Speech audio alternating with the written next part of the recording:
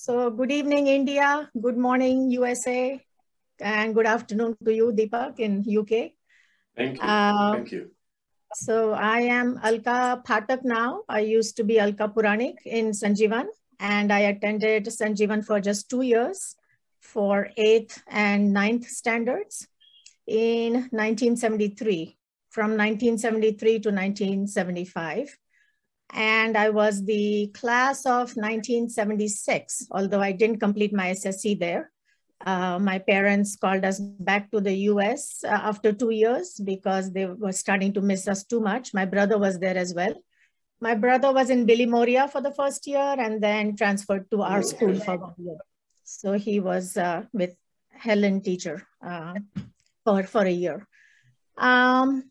So first of all, before I forget, I want to say happy anniversary to Vasant. It's his anniversary today. And I also want to say, Deepak, you need to also be a guest on your own program someday. I know you have done a lot of community service yourself and you have a lot to say. So I don't want to forget to say that. So I don't want to say it at the end. So be sure to schedule yourself sometime in the near future. So is it Deepak Phadnis you're saying? Deepak Phadnis, yeah. So I want to start by saying, well, first I want to say, why did I end up in Sanjeevan? So my parents and my brother and I immigrated to the US in the early 1970s. And at that time, we were in New York City, like everyone else, staying in Queens, New York, like all of the immigrants, especially from Asia, a lot of actually new immigrants from Asia back then. So my dad and our family was one of them. And I was born and brought up in Vile Parle in Mumbai, and I attended St. Joseph's Convent until 7th standard. And then immigrating to a middle school in the United States was, as you can imagine, kind of stressful, not so much in academics or anything, but socially, I guess. And, you know, the St. Joseph's Convent was an all-girls school and a completely different experience. And the public school in New York City, there were 1 or 2 sort of scary episodes that happened in the eighth, so here we call it grade, not standard. So in 8th grade, I ended up attending maybe a few months of 8th grade in New York when a couple of scary incidences happened to my brother and to me. And so my parents got scared. And at that time, both my parents were working full time. So we were sort of latchkey kids, and they just kind of, got scared about how the transition was going. So they decided to send us back to boarding school. And so my grandparents, who at that time lived in Dadar, were our guardians for Sanjeevan. And so that's how I ended up in Sanjeevan. And then, like I said, 2 years later, they didn't want me to finish SSC there. They said, okay, enough already, just come back. So we came back, and then I did my 8th and 9th in Sanjeevan, 10th in New York City. And by then we shifted to Philadelphia, where I completed my 11th and 12th grades. And then I decided to pursue nursing. And so that's been my career, nursing. And I've worked for almost 40 years in a local hospital in mostly adult nursing, some pediatric nursing early on. And so I want to start actually by saying that, you know, the two, even though I spent only 2 years in Sanjeevan, they were by far the best years of my childhood. I mean, there's just no comparison to any other years. I cannot even, I mean, I've even said that for years and years, even though when my children were born, I could not imagine sending them to any boarding school.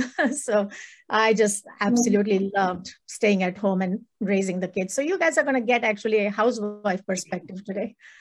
So far, you know, I've listened to all the previous speakers. There's very high achieving, dynamic people, but today is the housewife perspective from USA. I have, because of my fond memories for Sanjeevan, kept a lot of the paraphernalia that I got from there and carried with me everywhere I've gone. So I'm going to just show you a few collections of mine. So these were my dance gungrus from back then. This all torn and tattered. Of course, they can't be used anymore. but they have like my ADP initials at the back from the 1970s. They're all like falling apart completely.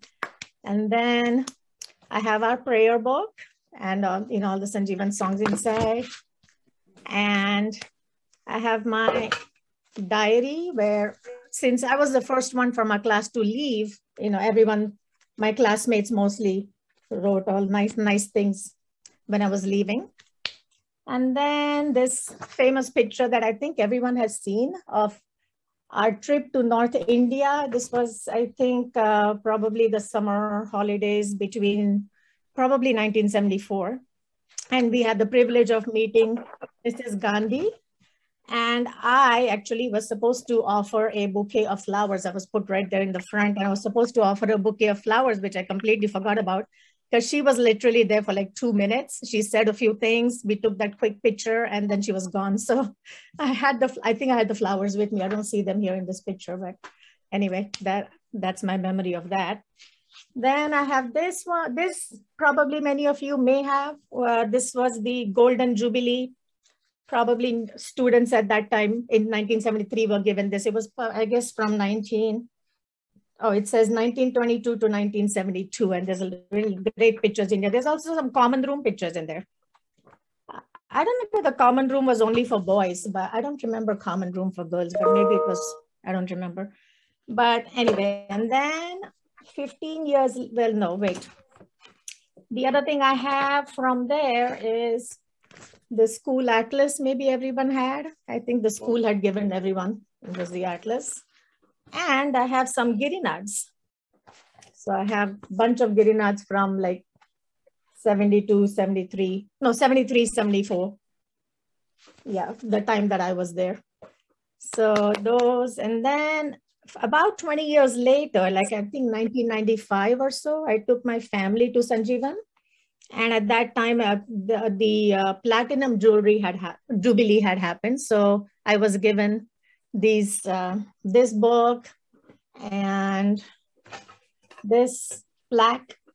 It's really nice. And yep, so these are the things that I still treasure from Sanjeevan, along with my amazing memories for sure. So over the decades, before WhatsApp, I was only in touch with 2 girls from my school, Madhuri, at that time Atle, she's Pandit now, and she lives in Canada, in Toronto.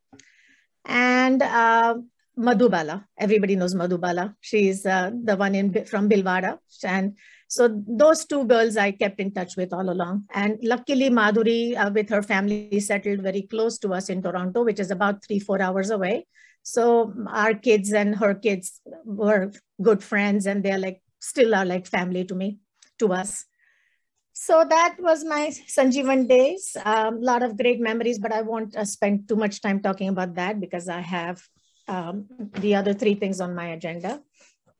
So like I said, you're going to get the housewife point of view. We have been in Rochester for, it will be 40 years next year. We moved here in 1982. And I had the privilege of being able to stay at home. I worked full time from about 1982 to 1986, early 1987, when our first child was born. And so I worked day shifts and night shifts, 50% night shifts, 50% day shifts. That's how all the new nurses have to do in the hospitals. So I did that. And then after the first child was born, I went to 20 hours. So there was a very nice young lady in town at that time, Mrs. Gokhale, who was willing to take our baby 2 times a week. And I would do 2 12-hour shifts in the hospital. And so continued half time. And then the following year in 1988, our daughter was born. And from then, luckily for nursing, what happened was in nursing, you're able to stay in touch without having to work full-time or part-time. So I went to something called per diem status. And so the obligation was to work 3 shifts in a 6-week time block. So by working some evening and some night shifts when my husband could be home with the children, I was lucky enough to stay with the profession. And I actually retired last year completely because of COVID, basically. But I mean, most of the years I was just per diem, so like a substitute nurse. So I would work only somewhere between 10 to 15 shifts in a whole year. But it was enough to just keep my hand in it in case I needed to get back to work full time, like the next week or the next month. So it was a pleasure. I mean, I enjoyed nursing. I loved when I would go and work in the hospitals. I mostly have experience in adult medicine, though I've done some pediatrics way back when, and mostly adult cardiology. And so it was nice to be able to stay in touch. But I would say, I mean, I was really privileged to be able to stay home and help raise the kids with my husband. And I just absolutely enjoyed every day, every moment with it. And I could not imagine ever sending any of them to a boarding school. So that was out of the question. So I will get to my topics that I was going to talk about, which is, I'll start with the environment. I am very environmentally conscious, and I really feel that each of us should, do our part to not do too much, wasting of disposable items. So in my house, I just do whatever I can. I don't belong to any organizations or anything, but I don't use anything disposable at home other than tissues, toilet paper, and one maybe paper towel roll every once in a while. But other than that, like even when we go on picnics and stuff, I carry non-disposable items from the house, plates, forks, knives, everything, come home, wash them later. So I am like super passionate about the environment. And the other things I do, for shopping and stuff, I always take reusable bags. And in fact, I think in India, the store owners really get annoyed when I do that, because they like to pack my shopping in their store-bought plastic bags so that people can see the names of the stores. But I always have taken my bags, and even wherever I go, I take my own refillable water bottle. Don't use any plastic water bottles. Just you see all kinds of shows and read all kinds of statistics about trash in the oceans, and the plastics and styrofoams, especially, that just do not disintegrate at all. So in fact, some things I still have to do. I haven't, it's in my agenda to start some sort of composting in my backyard, which I have not started yet. And the other thing I will start doing is actually when we start going back to restaurants to eat, which we haven't done in a couple of years. But when we do start going, we always end up ordering extra food, and then they give their plastic or styrofoam containers for doggy bags, which I keep forgetting to take my own containers. But once we start going, I'm going to carry my own glass containers. Also in the house, I've minimized anything plastic. Mostly I use glass for storage, or, for microwaves and things like that. And let's see. Straws. I never take straws from restaurants. I've heard all kinds of fish and all choking on them because they keep floating in the ocean water and things. Then for reuse, the mantra that I mentioned in the introduction of myself, reduce, reuse, recycle, I really, really like to live by that. So reuse is self-explanatory. I don't think I need to say much, but I've even let my family know that after I pass away, I would like my organs to be, whatever are usable. If they can help somebody else's life in any which way, they should definitely use any parts of my body for bettering somebody else's life. Recycle, also that's pretty self-explanatory. But the way we have it here is that our trash company gives us a recycling tote and a garbage tote, and they come and collect once a week, and you can put all kinds of things in there. They have like a website that tells you what is recyclable, and so plastics, glass, paper of all sorts. So they go there. We also have an excellent, our county is called Monroe County, and they have a great recycling center where you can go drop off bigger items that they don't collect at the roadside. So old televisions, any technology, computers, cardboard boxes, all kinds of things. So basically, I just do my little part, and I try to demonstrate by action, I guess. So when I go on picnics and all, I'm the only one carrying non-disposable things, and maybe others will catch on and start doing that too, who knows. But anyway, it gives me satisfaction to do my own part. And then let's see, the other main thing I was mentioning was physical fitness. I am obsessed with burning calories, and I love to eat, I have to say that. I just love food of all sorts, from international everything. And so I hate to diet. We don't bring anything sugar-free, salt-free, or any low-calorie foods in the house because we just want the authentic stuff. But, then of course you put on calories, as everyone knows. So my solution to that is just to exercise a lot and burn off the calories. So that's what I do. So some of the stuff I do is, they say it's better not to do the same thing every day, to try to vary your exercises. So unlike Kranti, who's like amazing, she's has done so many marathons and stuff around the world, but I never really took to jogging or running. For me, it's been mostly, I go to the gym every, about 3 times a week, 2 to 3 times a week. I do my own lawn mowing in the summers, and not the riding mower. I walk behind my lawnmower purposely because I want to do it as a calorie burning activity. Brilliant. It takes me about an hour and a half. So it's a great exercise.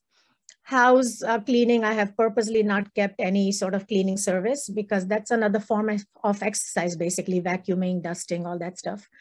When I'm not going to the gym, I walk sometimes with my neighbors, my friends, or sometimes by myself, either in the neighborhoods. We have a huge trail system in our area, probably everywhere in the United States, but in our area, we have like miles and miles of beautiful nature trails, and you can just keep on exploring them.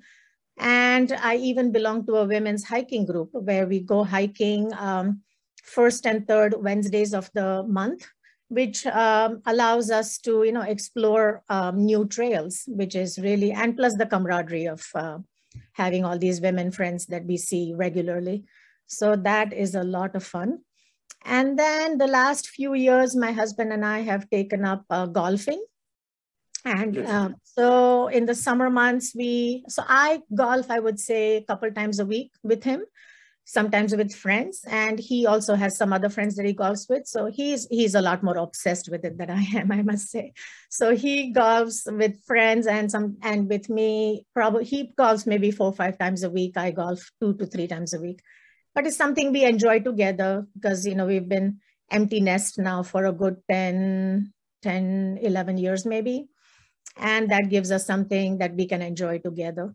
The other thing we enjoy together is playing bridge. So that I have a women's bridge group with whom I play on Wednesday afternoons. And then there's a couple that we play with on most weekends, Pradyumna and I, with Jeff and Julie. So that's another fun activity that two of us enjoy since we've been empty nest.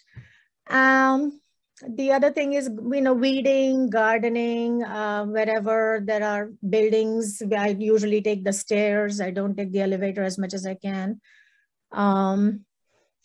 Let's see, what else? Yeah, so those are the things I would say, my physical life. So basically, my choice is to burn off calories rather than diet. So keeps my weight, keeps me in shape. And so our family does have heart disease in their history. There's cancer, there's diabetes, high blood pressure, everything is there. So I think the physical activity is beneficial in many ways, not only to keep yourself, looking good, but also, and feeling good, but also to ward off many of these health issues that I'm probably prone to, and I'm sure they will surface at some point in the future, but the later the better, I guess.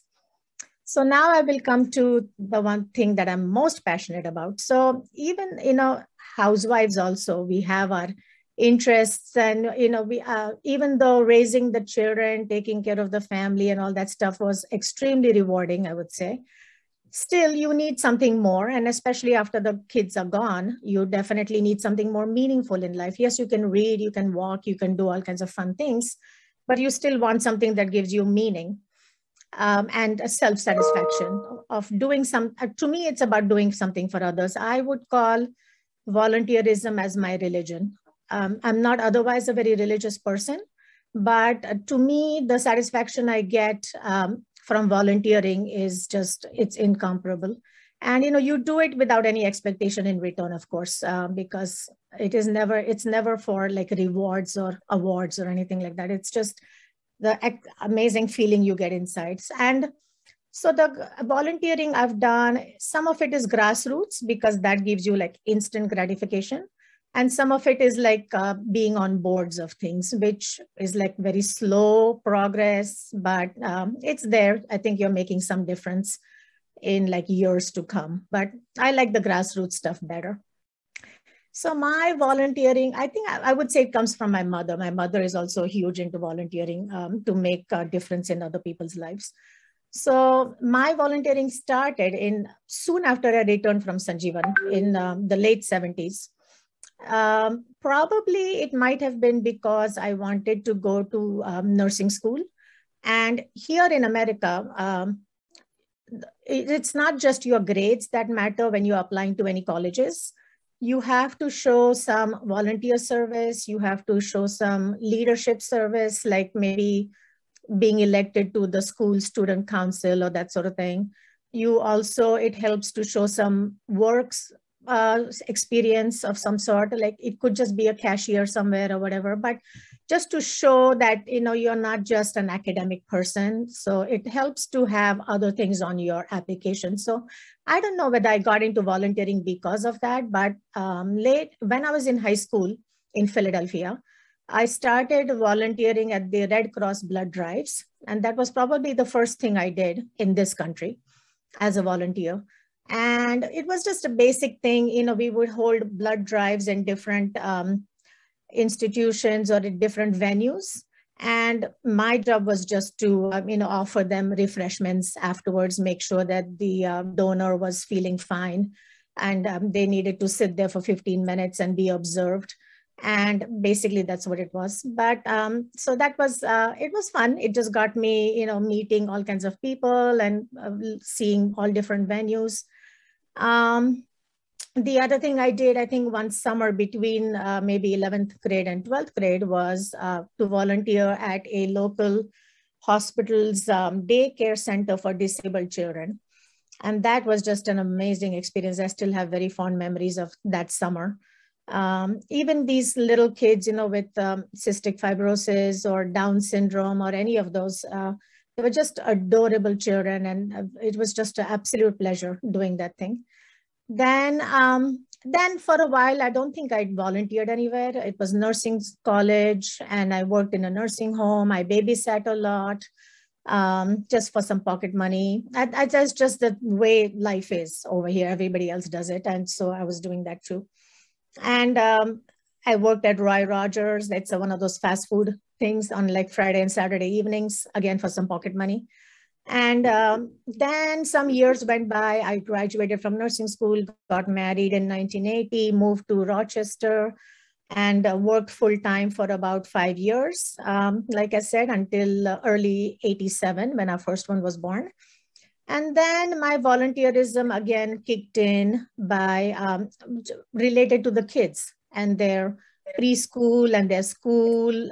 So I got into all kinds of, PTSA type activities. And before that, when they were in preschool, I would go and present to them during our Diwali time. I would go present in those classes, talk about Diwali, talk about India overall. I would take like rupees to show and our flag and our national bird, talk about general things about India. So, and the teachers loved it. The students, they seemed very interested. And I did that all the way until, so their preschool years when they were 3 and 4 years old.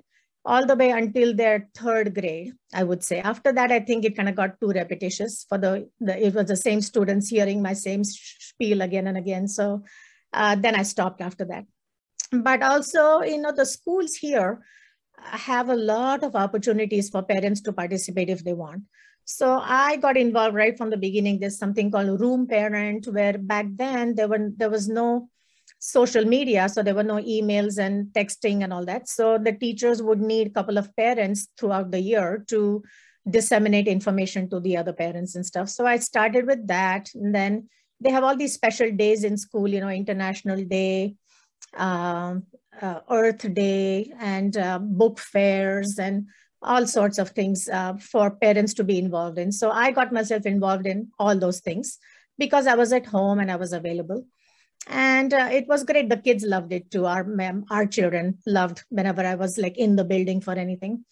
And so that all eventually culminated in 2005 so we have something called the Board of Education. And every town, every public school district has a Board of Education in this entire country.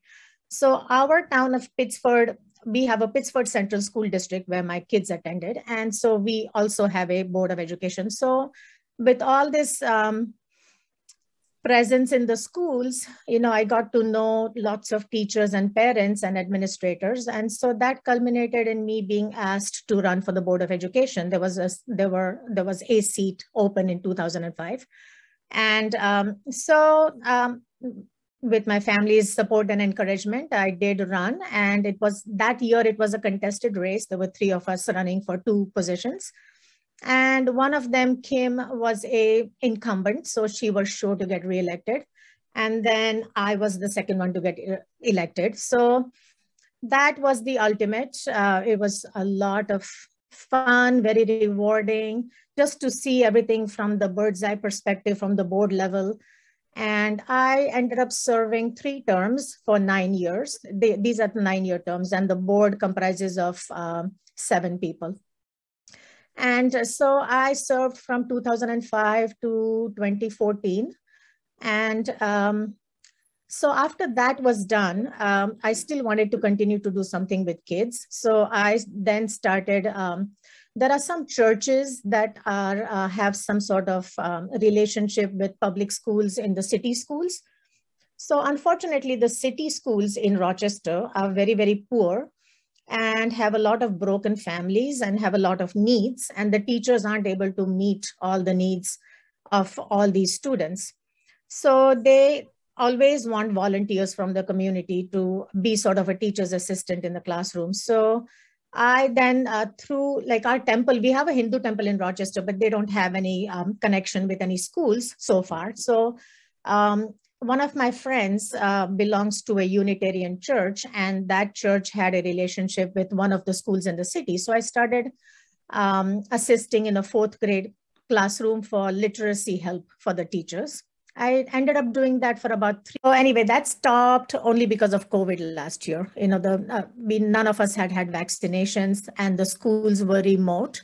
So it stopped. And this year also, I have not joined the classrooms in the city, sadly, because again, still COVID is very, the numbers are pretty high in our community.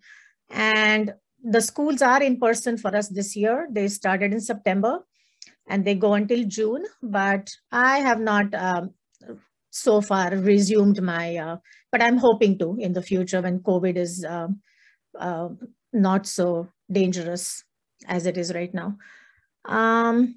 So that is there. Then some other long-term volunteering I've done. I will mention the boards first because they are less meaningful to me than the grassroots stuff. So the boards I'm in part of right now is something called Healthy Kids.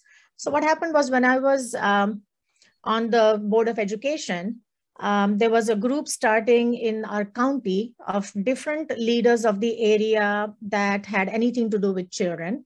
And they needed a school representative. And this committee forming was from a grant, a national grant, and it was called Healthy Kids. And their mission was to reduce obesity, childhood obesity. So I got recommended as a school representative because I was on the Board of Education back then. And so I continued to stay on. They wanted me to stay on even though I was not on the board anymore. So I continued to, so I'm on the board, and they have like they used to have monthly meetings, and now they have quarterly meetings, and it's been going on for 7-8 years now. And I don't know that we have done any difference in the obesity of children through that, but their mission has changed over the years. But anyway, I'm on the board of that, and I'm on the board of, so through Healthy Kids, something came out of that. That's called the Rochester Area Breastfeeding Coalition. And so I became the chair of that subcommittee of Healthy Kids. And that is basically to promote exclusive breastfeeding for infants, which, like in places like Asia and stuff, it's a given. You don't have to promote exclusive breastfeeding. That's just natural, and that's expected. But in Western countries, at least in the United States, there were periods where breastfeeding was even discouraged, apparently, back in like the 60s and all, from what I've heard. But now the trend is to, promote breastfeeding. Of course, everybody knows that's like the best food for infants anyway. But anyway, so I've been on this breastfeeding committee, which has turned into a coalition for several years now. And the other board I've been on and continue to be on is something called DIAL. So DIAL is something, it stands for Development of Indo-American Leaders. And that was started by a Mr. I.C. Shah, who lived in Rochester for decades. He's no more, but he used to really do a lot of community service in the community. And, unfortunately, Indian people somehow don't put themselves out there. I mean, we have a Hindu temple, we have an India community center in our community, and they will volunteer for that, if anything, but they won't really reach out in the greater Rochester community. And so Mr. Shah's, vision was that we get so much from the community. We especially as new immigrants, we really have so much to be thankful for. And so we should give back. So he had always done that.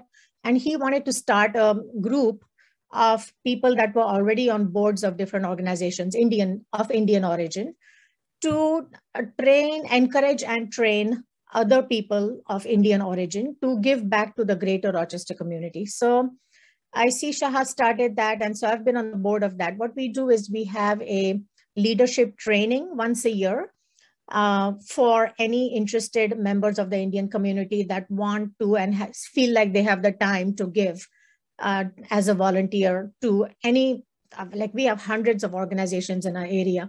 They are under the umbrella of United Way, or they are even independent nonprofit organizations. So this is all for service to the nonprofit sector. So we have that training, and that's been very successful. We've trained maybe about 80 or so people, because we did it for about 8-10 years, about 10 to 15 candidates every year. And some of them didn't really go any further immediately, and some of them immediately got on some sort of volunteer service. So we feel good about that. But the grassroots things we went through was, when our daughter was in the middle school, a lot of her friends started getting puppies as pets. And, I didn't really want like a 15-year dog commitment, because we traveled a lot and stuff, and I just didn't have that in my plan. So just at the same time, I happened to notice in the newspaper a little blurb about an organization locally that raised dogs for the guide dogs, basically, for the blind people. So I said to our daughter, Nisha, I said, this will be perfect for us. We will have the puppy for about 18 months. We will train him or her to become the preliminary aspects of becoming a guide dog through this organization. And then after 18 months, the dog will go on to help some blind person somewhere. So we all agreed as a family, and we did get a puppy. It was a yellow lab. And she what happened eventually was we did train her. And since Nisha was interested in the dog, she and I would go to the training sessions and follow all the rules. And the puppy eventually, because she was a female and did not have genetic bone diseases of like hip and elbow dysplasia they get. So this organization, if they found a female that didn't have this hip and elbow dysplasia genetic disorder, they would retain the puppy for breeding purposes. So Peaches was chosen for that. And so in 2003, I think we had her bred, or the organization did it all, but she gave birth to 7 puppies in our kitchen. And that was an amazing experience. So I had to actually sleep on the kitchen floor with our dog and her puppies for 2 weeks, because the little puppies, they're, for the first 2 weeks, they're blind and they're deaf also. And sometimes the mother ends up sitting or smothering one of the puppies. So you have to sleep right next to her and make sure that she doesn't do that. So it was quite the experience. All of our neighbors would stop by and see the puppy progress, how they were growing. And the puppies were with us for 2 months, and she did all her mothering, the doggy. And then they were taken up by the organization. And she was supposed to breed actually 2 more times, but unfortunately, the organization went out of business. So she ended up being our pet anyway. And so we had her in our house for 11 years, and that was a great experience. The other couple of things I've been doing long-term for volunteering is when our youngest child was 3 years old, I wanted to do something for the greater community. And so I started doing something called Meals on Wheels. It's a program that was started, I think 50, 60, maybe 70 years ago somewhere. I think it was maybe in New York City, but Rochester has had it for almost as many years. And so I have been delivering meals. So we don't cook, the volunteers don't cook the meals. They are cooked right now it's run by the Visiting Nurse Service. And so they are cooked somewhere downtown, and they hire drivers to take boxes. I'll show you the pictures of the boxes that we get. So we volunteers pick up the boxes at different drop-off sites and then deliver them. So this is the blue box is the cold box, and this is like a hot box. And that's the building where like I and some other people pick up. And so we get a hot meal and a cold meal for each client, and we get a list of clients. And most of the weeks, the clients are the same. So generally there are anywhere between 5 to 8, 9 clients to deliver to. And so we go to their door and deliver to them. So these are people that don't need to be in a nursing home. They are able to live independently, but they are not able to cook for themselves, or they may be dangerous in the kitchen with the fire and the stove. So they get one hot meal of the day, and that's at lunchtime. So my day I've always been doing on a Thursday, and I think next year probably will be 25 years that I've been delivering these. And so we get the boxes from the delivery drivers, and then we put them in our cars, and they give us a list of the different names and addresses, and we go to the doors. And what happens then, these independent living clients, they're mostly old people. They get to see a live face every day, and just for 2 minutes even, and just to make sure that they are doing fine. And then they get a hot meal. So they get one hot something with the protein and pasta or bread or something and a vegetable. And if they are not able to even make a sandwich of their own, then they also get an extra sandwich for dinner time, and an extra beverage and an extra drink. So, or sometimes they just get one little piece of bread and one drink just for lunch. So it depends on what their abilities are. The Visiting Nurse Service assesses their situation, their home situation, their ability to pay. So some of them get free, and some of them only have to pay $1, $2, $3, $4 per meal. It depends on their ability. So this is something, I've really met fascinating people over the years, just because all of these people, they have achieved something, they've had their own careers. I distinctly remember this one amazing lady that I met. Deepak, am I talking too much? Is it going too long? Enjoying, no? And it's very interesting. I'm okay. amazed at the amount of work you're doing and the energy level that you're having. Okay, then I'll keep going. I'm almost done. Please. We are learning so many new things. Okay, I don't want to bore it. We are enjoying it too. Okay. Please go ahead. Okay. So the meals, this one lady, Mary, I got her as a client when she was like 98 years old, I think. And her memory was like amazing. And she was deployed during World War II as a social worker to Germany and France mostly. And she would tell me stories about her time then. And also she got to attend some of the Nuremberg trials in Nuremberg. So you just meet like fast. There's another, she passed away finally. She passed away at the age of 101. But it was just amazing, her memory. She would remember my name. She would remember everybody's name because every day they get a different volunteer delivering the meals. So she remembered everyone's name. She knew when it was a Thursday, it's Alka Day. She said, I knew, I told my aide, today is Alka Day because it's Thursday. So she was just phenomenal. Then I have another client right now. I've been delivering to him for a good 15, 20 years maybe. So he was just a truck driver and maybe like something clerical with our local newspaper or something. So not much education or anything, but he has this amazing, so he would have been an amazing engineer, I would say, had he given the chance. But he has this amazing ability to harness solar energy. And so he has like antennas, solar antennas all over he's got a very small property actually. And these antennas like run little water fountains in his garden. They help run like his radio, transistor radio. He's just, it's amazing. I mean, he could have gone far in life had he been given the educational opportunity, but it's fascinating to just talk to these people, even though it's only 2, 3, 4 minutes added for each one, because you have to deliver these meals to all of them in a reasonable time. But so Meals on Wheels has been very rewarding. The other thing I've done is Bal Vihar. So I wanted to do something for the Indian community as well. So our Hindu temple started having these Bal Vihar classes for children. They are this Swami Chinmayananda curriculum, which was, I think, started in 1950s. I think they are all over India also. In fact, the headquarters is in Mumbai somewhere.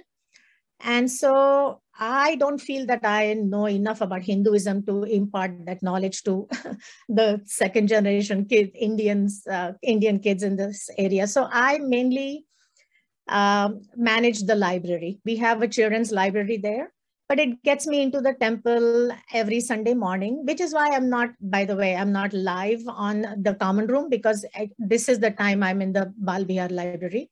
But because it's Christmas weekend, it's off today. So I told Deepak I would do this today. But anyway, so Sunday mornings is that. And we have about 80 kids that enroll every year.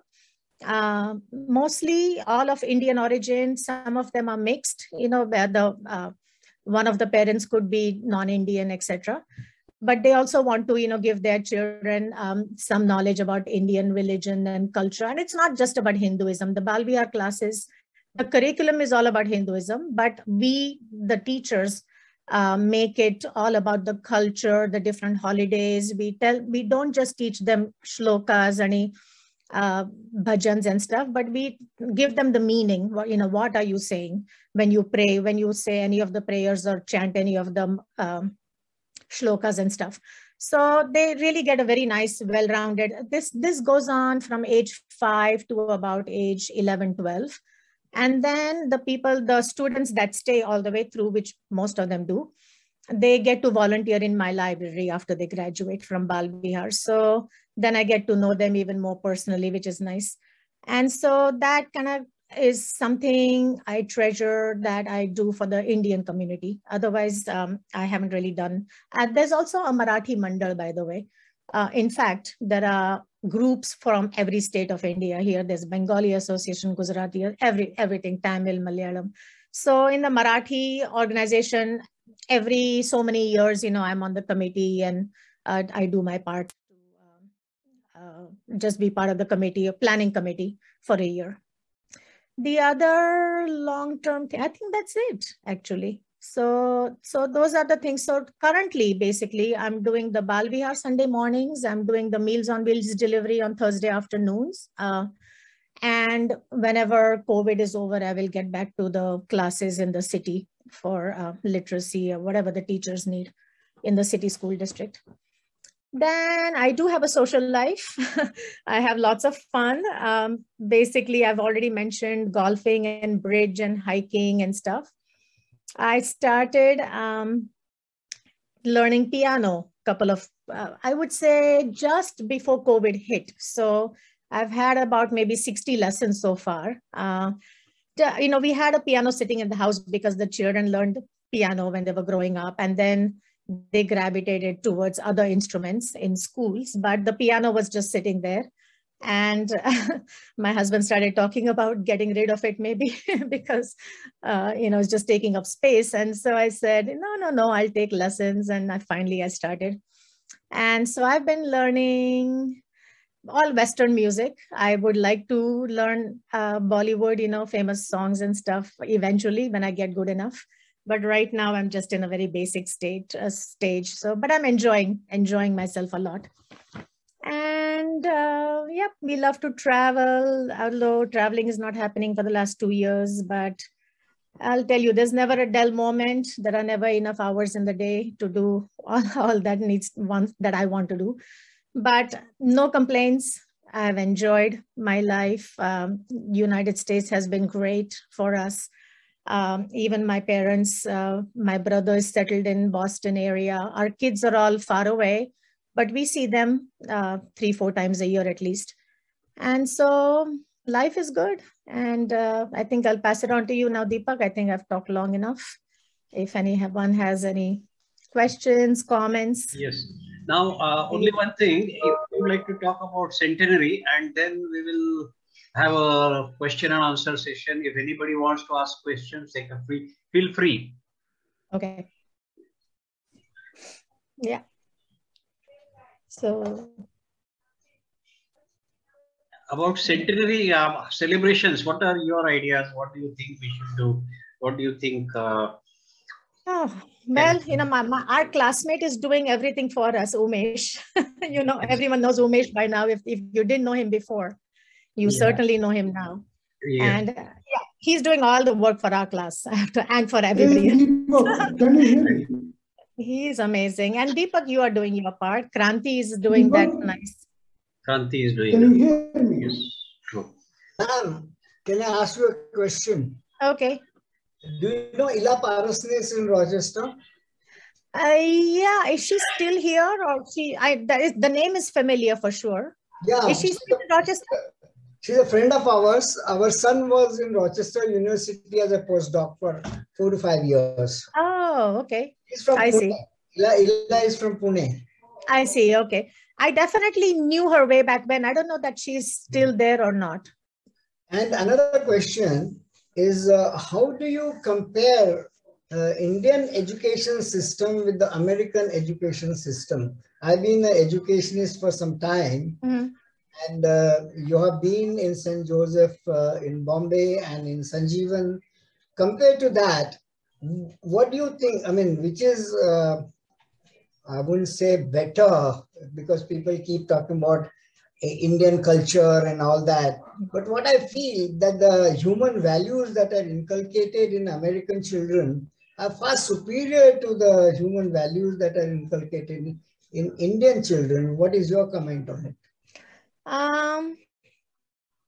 I would say, so I don't know the current educational system in India. I'm sure it has evolved into something very different from like what you had your time. It's much bad than... Right, yeah. So comparing to back then, I think the lady from England had mentioned some very valid points. I forget now what they were, but she was a teacher, I remember, because I've listened to all the previous presentations.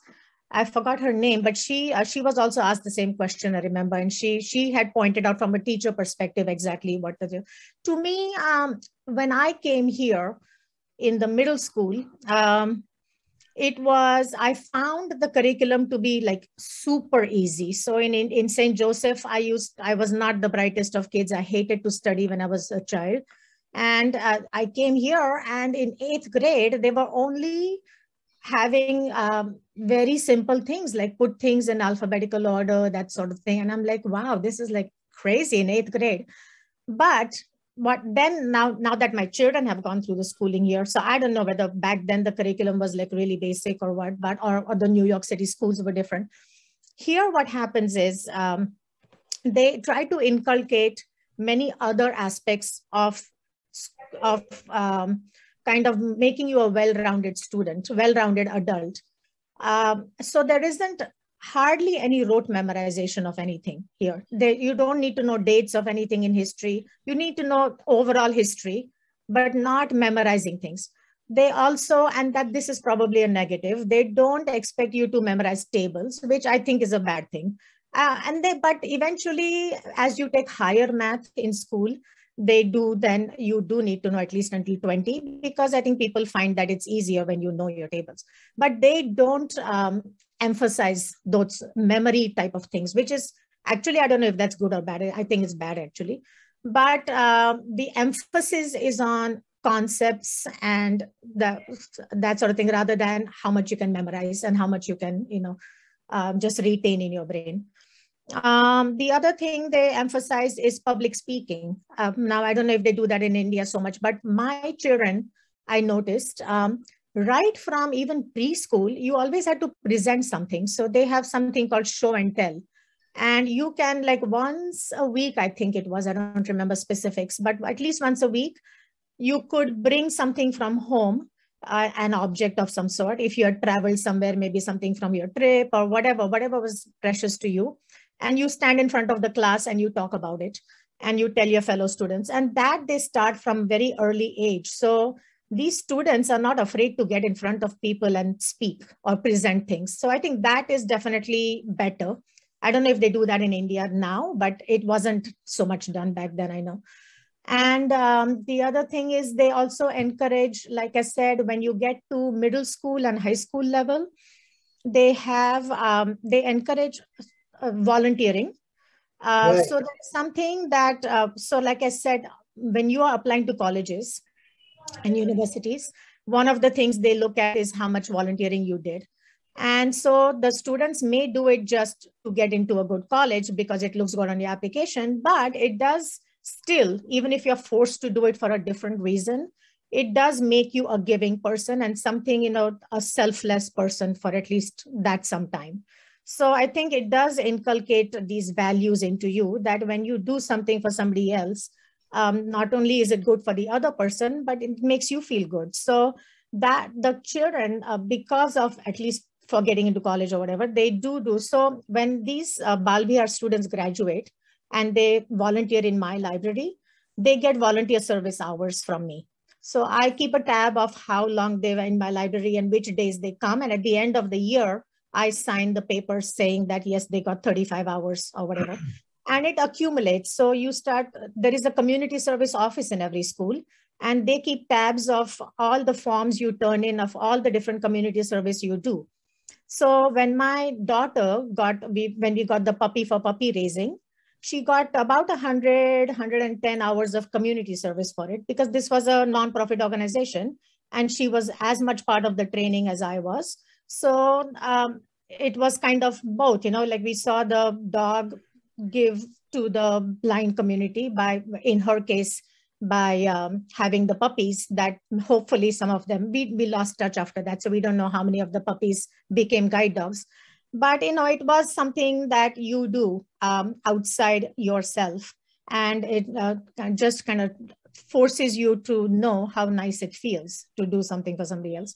So that is something that's encouraged by schools, by having this office, by keeping. So when you graduate, it also mentions how many hours of community service you've done. They also, and then your work and stuff, they also encourage you to work outside us Indian students, I've seen Indian children don't really go earn money during high school and all. Because for us, I think, the education, we give such a high priority to education that we don't want our children to go and earn money and stuff. So I'm like, even our kids, they would do some babysitting or something, but they didn't really hold a regular job and all. They all did martial arts and they got paid for some teaching they did after they got their black belts, but that was not something forced by us, but go ahead, Suhas.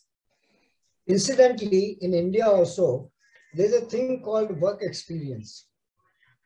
Okay. And that also, it is in school. I mean, it's a community service also, but the schools tend to give less importance to that than in science and maths and like subjects. So this is where I feel that our education, I mean, I've been in education for basically I'm a flyer. I took part in 71 war, but after that I came into school education system, and that's what I feel bad about it, that we are producing only robots, highly educated robots and not human beings. Incidentally, my son was a postdoc in Rochester University for 4 to 5 years. Yeah, nice. A cognitive neuroscience scientist. He was in a very good department at University of Rochester for that. Right. Yeah, they do. So what is he doing now? He has moved, then he went to UMass. He was an assistant professor there, and now he has moved to Amsterdam. His wife is a Dutch. Okay. Sophie is also a PhD holder. Okay. One is also a PhD holder, and both of them have now moved to Amsterdam. I see. Okay, good.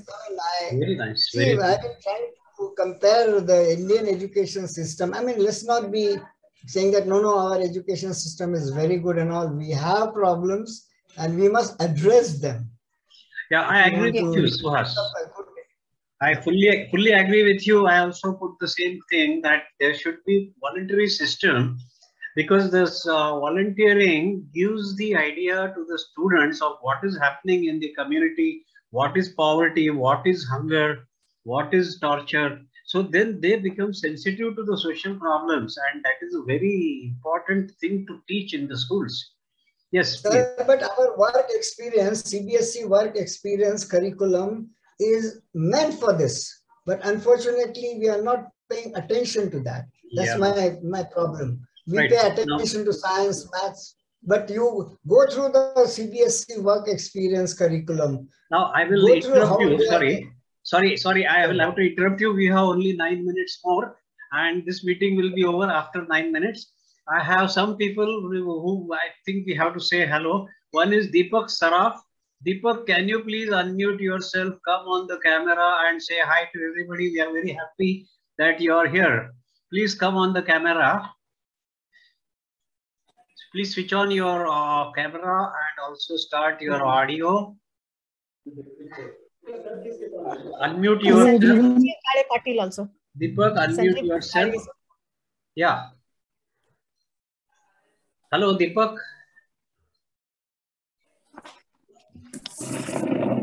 Hello, can you hear me? Deepak, hi. Yeah. Start your video. Hello, no, I'm not starting it because I'm just outside. I think I just joined a party, but I wanted to meet you all. I joined late very much, but it is really glad that I can see a lot of you, a lot of people who have participated in this. And next time I'll make it a point to be on this time. I've missed many of the common room meetings. And definitely I will go to the recording tomorrow on YouTube, and then I will express my views on the various WhatsApp group. Sure. But, Deepak, I just wanted to say that it is a very good idea that we are having WhatsApp here, common room here. Yeah. But the main factor which we are forgetting here is we are not able to collect any donations from this particular common room series. Yes, I think soon it should start. People will slowly start contributing. No, but Deepak, if you say this, it will start slowly. Yes. It is not good because we have only 4 months time for this. Yes, yes. I have been appealing to everybody. And we have already, yes. And we have already wasted 3 months in this. I fully agree with you that the school needs donations. No. I make an appeal. One more thing I said. Yes. See, some your participants who have come to the common room, at least now saying Dr. Ganorkar, he was there. Yes. He should have told, I'm contributing 25,000, I'm contributing 1 lakh, whatever it is there. So it could have been a motive for other students. If some people are coming forward and doing something for the school. We will work on it. Now, we will work on it. Sure. Now regarding your thing, Deepak, you are a senior personality where your classmates are not there. But some 5-6 senior people from other batches come forward and take up a project.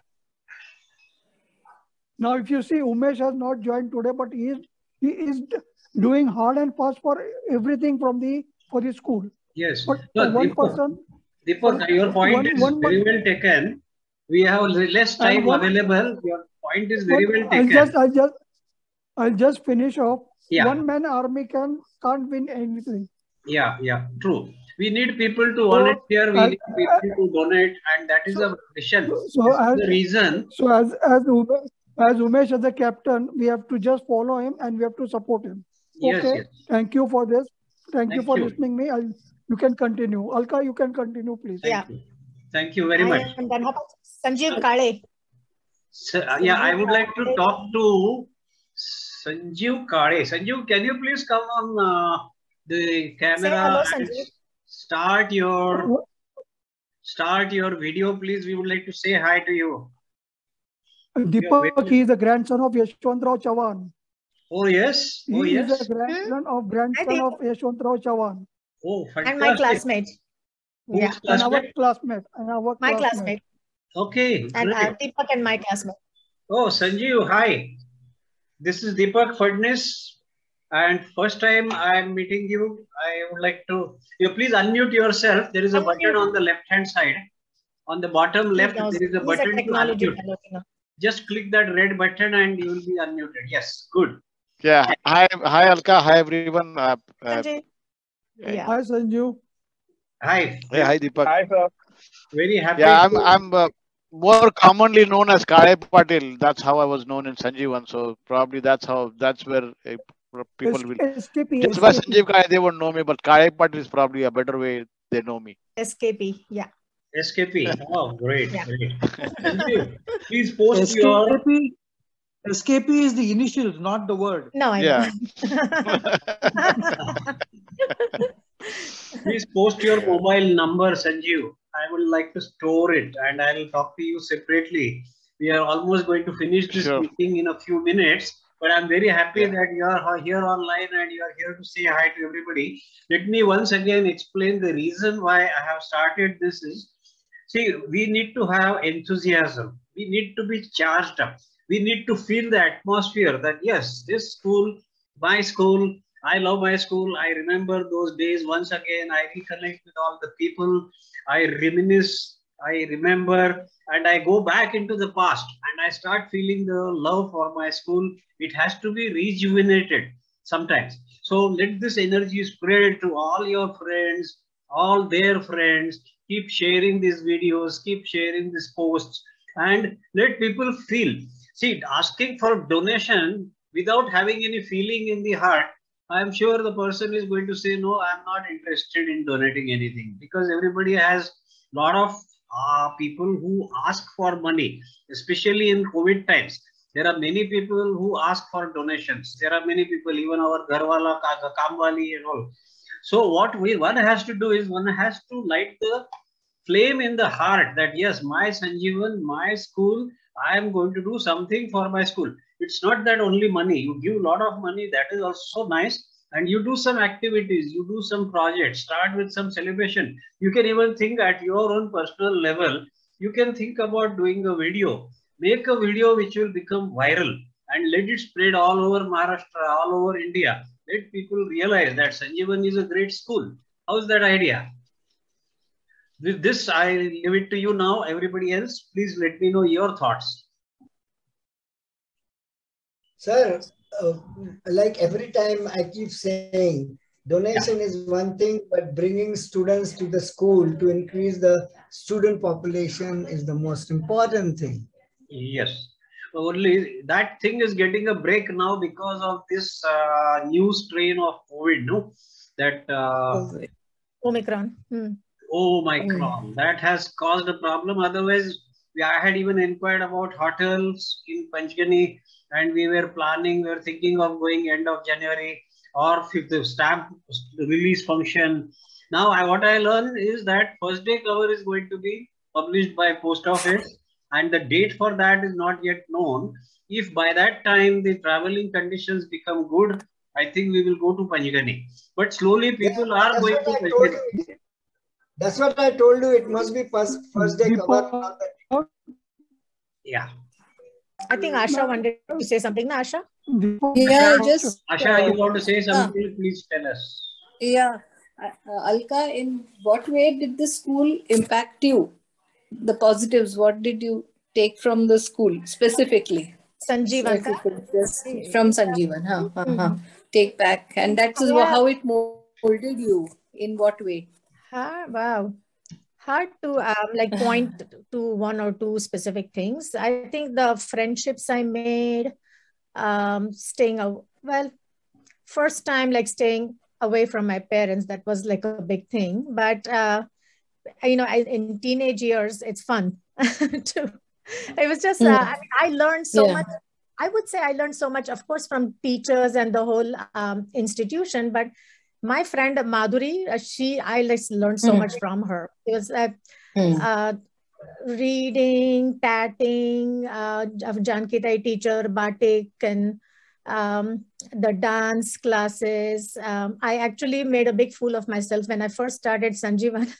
There were these table tennis competitions in the beginning, and I thought I used to play table tennis with my mama, just on the floor, very casual. So I thought I was a table tennis player, and I took part in the competition. And then Das sir, I remember, had to teach me how to hold the racket properly because this competition was going on, and I could not play at all.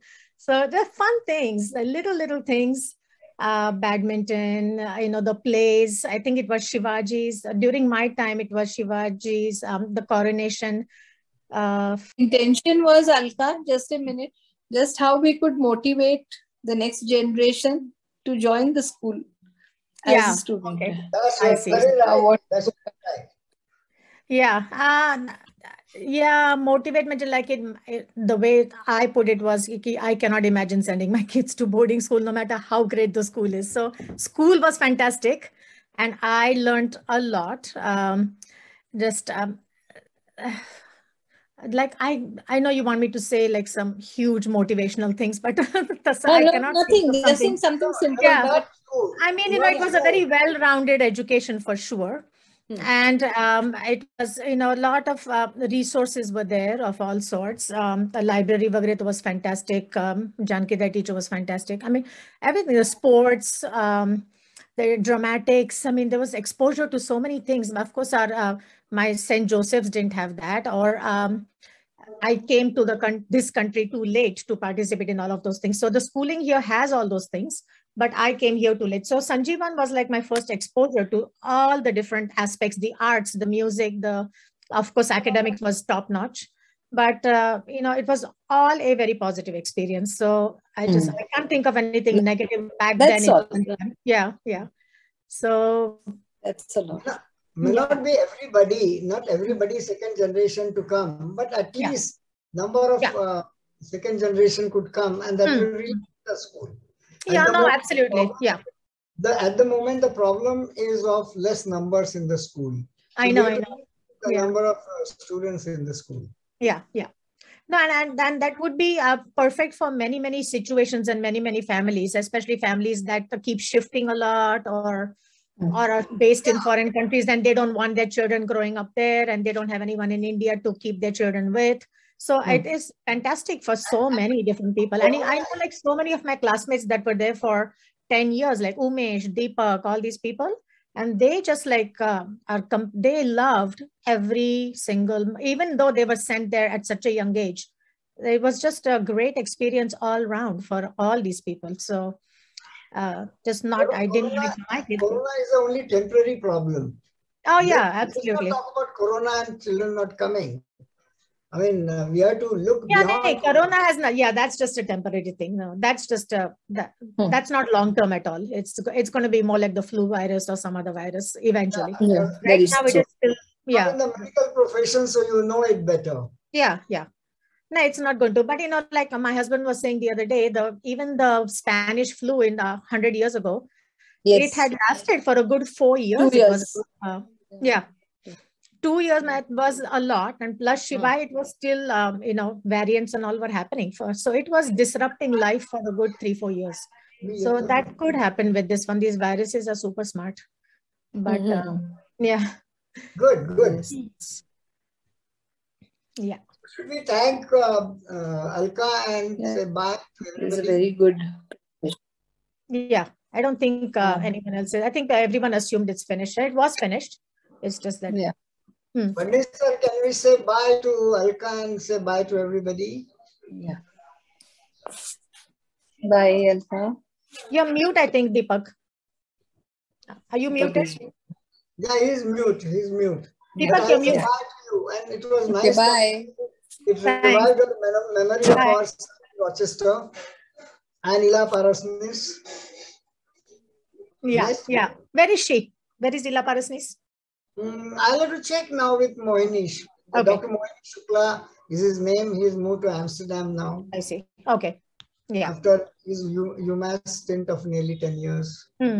I see. Yeah. Deepak, you're saying something, Deepak, but you are mute. Okay. Sorry. Yeah, the meeting got abruptly ended when Alka was talking, when our VIP, our chief guest is talking. So I didn't think it proper to keep it like that. So third time we came back online, and now this is the right way. Now as you have spoken your mind, Asha is happy with what you have said. And I want to convey a formal vote of thanks to Alka. You have really worked on your speech. You have made all your points.